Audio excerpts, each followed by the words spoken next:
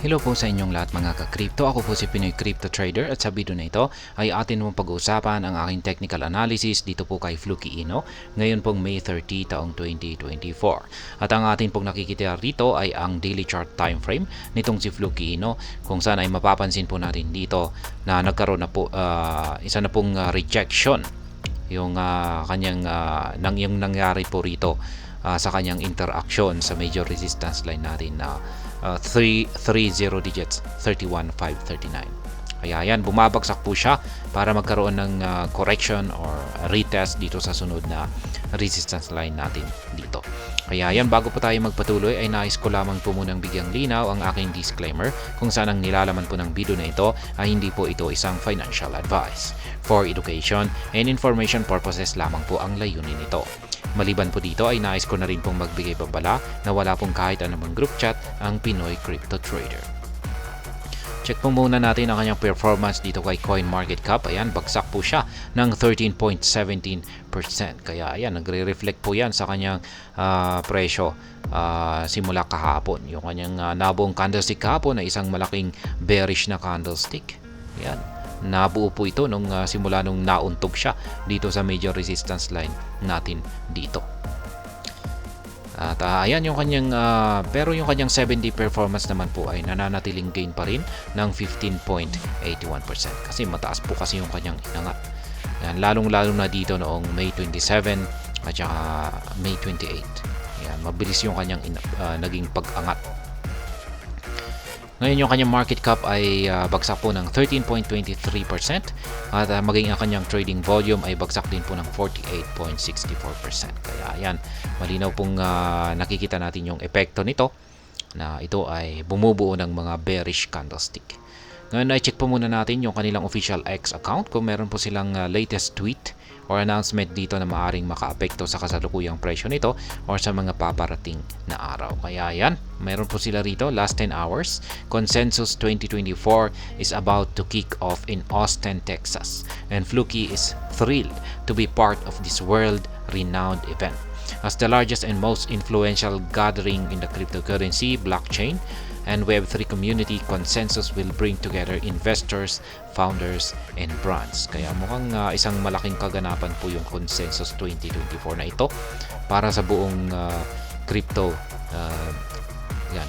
para sa buong mundo ng cryptocurrency. Ayan. Last 16 hours, si Kuya has just secured lock $1.15 million in SKYA tokens for a 12-month period using Fluky's mainstream DeFi Locker protocol or Fluky Fi Locker. Si Kuya Official is a GameFi project that aims to revolutionize the gaming landscape in a community-driven approach in a new. Ayan. Meron na naman pong isang token ang gumamit sa Fluky Fi Locker itong si Fluky Ino. Ayan. At ito po ang si Kuya. Ayan, si Kuya token. Isa po itong gaming token. Yan po yung laro. Last 24 hours, Fluky is once again the talk of the town on X, trending alongside meme coin SHIB, Pepe, and Binance. Fluky is generating significant excitement due to the Fluky Trading Booth beta launch and the start of trading on Coinbase futures tomorrow. Ayan. Nagtitrend daw po itong si Fluky, no? Dahil siya raw po ang pinag-uusapan ngayon kasama po ang mga meme coins, si Shiba Inu, si Pepe at maging si Binance. At ang dahilan po kung bakit maraming excited dito kay Fluky Inu ay yung kanilang ilalabas na Fluky Trading Booth. At syempre mag-uumpisa na rin yung trading niya kay Coinbase. Yan yung kanyang futures trade or derivatives niya kay Coinbase. Kaya yan po yung screenshot na nagpapatunay na nagtitrend po siya. Yan, siya po ang pumapangalawa dito sa trending list. Last 22 hours, beware of fake Fluky airdrop messages, comments, videos, groups, they are scams. Ayan. Iwasan po natin yan. Kung pag may nagme-message po, may mga nagko-comments na sila ay namimigay ng Fluky airdrop ay mga kagagawan po yan ng mga scammers. Iwasan po natin yan. Ayan po yung kanilang mga latest tweet dito. Yung mabigat po rito na kanilang announcement ay yung ito. Ayan, yung yung dahilan kung bakit sila nagtitrend.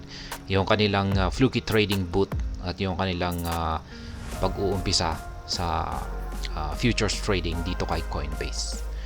Kaya maaaring makaapekto po yan sa kanyang presyo sa mga paparating na araw. Ngayon ay balikan na po natin ang pag-technical analysis dito kay Fluky Ino.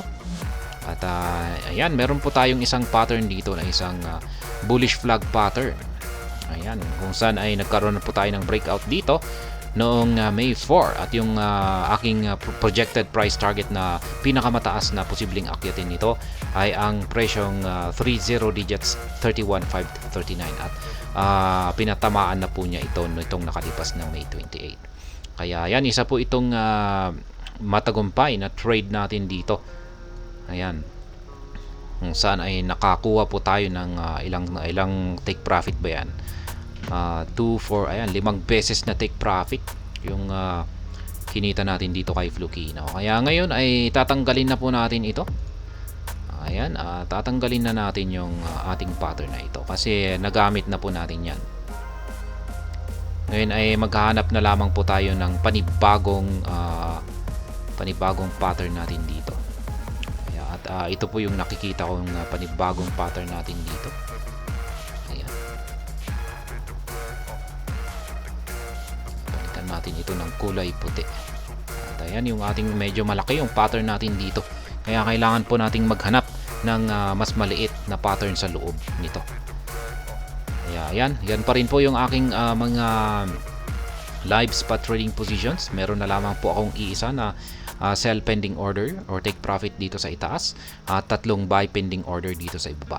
Ito yung mga kulay blue na arrow signs. Yung take profit or sell pending order, ayan po yung mga kulay yellow. Kaya yung mga dinaanan po ng mga candlestick natin dito na kulay yellow na mga arrow signs, ayan po yung mga take profit ko rito. Kaya ayan, 1, 2, 3, 4, 5, 6, ayan, 6 na po na take profit yung nakuha natin dito kay Fluky Ino. Kaya ayan po, maaari po ninyong kopyahin yung aking mga live spot trading positions dito kung gusto po ninyong gayahin yung aking simpleng paraan sa pag-trade dito. Ngayon ay lapit lamang po natin ito. Mukhang nakakaranas po ng correction itong si Pepe, itong si Fluky Ino po pala. Yan, posible po siyang bumagsak dito sa support line natin at dito siya tatalbog. At pagkatapos po niyang tumalbog rito ay maaring dito na po siya makaka-recover. Or ito ay kanyang magpapatuloy sa kanyang pag-angat. Pero kung pag nabasag po ito ay possible po na aabot yung kanyang correction hanggang dito sa sunod na support line natin dito sa ibaba. Ayan dito. Tapos saka po siya ulit makakabawi or makaka-recover kung saan ay aangat siya. Ayan. Basta hindi pa rin po magbabago yung ating mga indicators dito.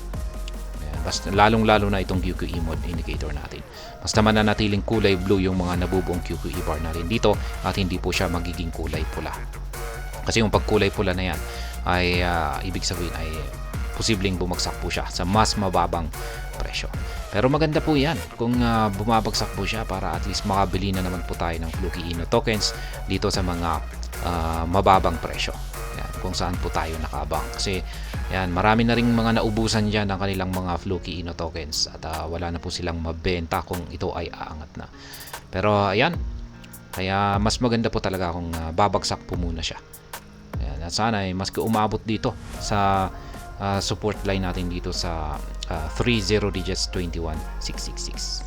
Ayan, kasi meron dito yung lower portion ng ating pattern dito at dito naman yung upper portion. Pero pag nag-umpisa na po siyang basagin yung major resistance line natin dito or upper portion ng ating pattern, ay ayan, aakyatin po niya yung sunod na price target natin dito. Ayan. Kaya kawawa po yung mga naubusan at wala nang mabenta. Kaya maganda po talaga na babagsak po siya muna. Kaya ayan, yung mga bago lamang po pala rito na gustong malaman kung ano yung platform na ginagamit ko rito, ay ito po ang TradingView. Yung dalawang indicators naman na ginagamit ko rito ay ang Hull Suite indicator, yan po yung nandito sa chart, at yung nandito naman po sa ibaba ay ang QQE mode indicator. At ayan, hanggang dito na lamang po tayo sa video na ito. Sana po ay inyong nagustuhan ang aking paliwanag sa video na ito. Kung inyo po itong nagustuhan ay pakiclick lamang po ang like button nito. Para naman po sa mga bago lamang dito, kayo po ay aking inaanyayahan para mag-subscribe. Pakiclick na rin po ang bell icon nito dahil ito po ang siya magsisilbing notification nito sa mga bago kong videos na akin pong ina-upload sa aking YouTube channel na ito. Marami pong salamat sa panonood, ingat po tayo lagi at God bless po sa ating lahat.